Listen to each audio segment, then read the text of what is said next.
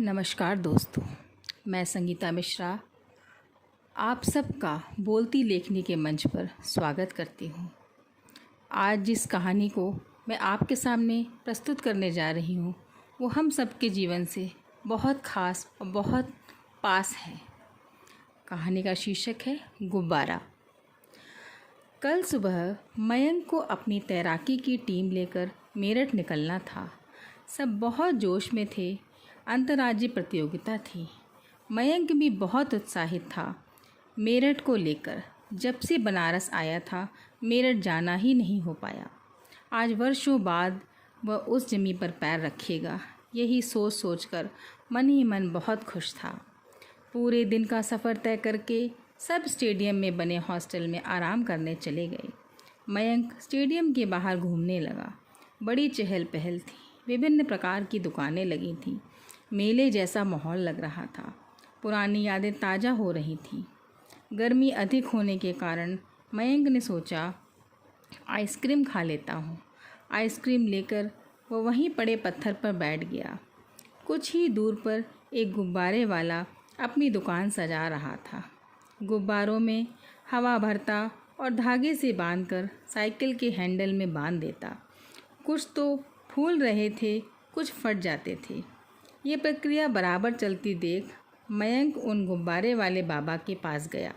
बाबा, गुब्बारे तो सब एक समान हैं, फिर कुछ फट जाते हैं, कुछ पकड़ ढीली होते ही ऊंचे आकाश में उड़ जाते हैं और कभी वापस नहीं आते।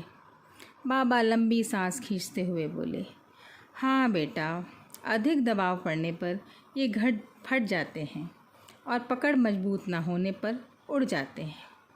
ओह, तो बाबा आप तो वर्षों से ये काम कर रहे होंगे, तजुर्बेवान हो, फिर ये चूक कैसी हो जाती है?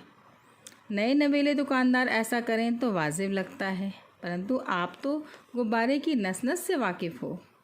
मयंक बोलता जा रहा था। बाबा, आप ऐसा क्यों नहीं करते कि इनकी डोर बहुत लंबी कर दो, जिससे वह अपनी क्षमता तक उड़ सकें, और जैसे ही इनकी क्षमता कम हो पड़ेगी वो पुनः आपके पास आ जाएंगे और आप पुनः उनमें हवा भर के उन्हें वापस वैसा ही बना देना। मयंक की बातें सुन बाबा ने हवा भरना रोक दिया और मयंक का हाथ पकड़ते हुए बोले, बेटा, काश तुम कुछ वर्षों पहले मुझे मिल गए होते तो मेरा बेटा मुझसे दूर नहीं होता।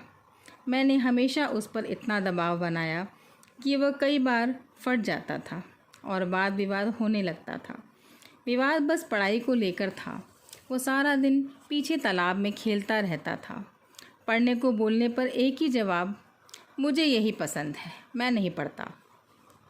मैं उसे इन्हीं गुब्बारों की भांति अपनी सीमा में बांधे रखता था, परंतु एक दिन पकड़ ढीली होते ही वो हमसे बहुत दूर कहीं चला गया। आज तक न लौटा। काश मैं उसकी डोर लंबी कर देता, उसे अपनी उड़ान भरने देता तो वह मेरे आसपास ही रहता और क्षमता कम होने पर मेरे पास आ जाता। मैं उसे पुनः ऊर्जावान बनाकर अपनी उड़ान उड़ा देता। पता नहीं कहाँ होगा मेरा वह गुब्बारा।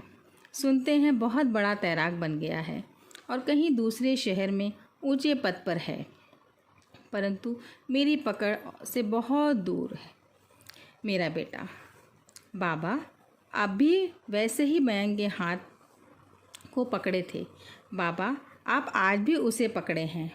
बाबा ने सकपका के हाथ पीछे किया और मुंह ऊपर उठा के देखा तो आँखों से आंसुओं की धारा सी बह चली। मंकू, तू यहाँ कब, कैसे आना हुआ?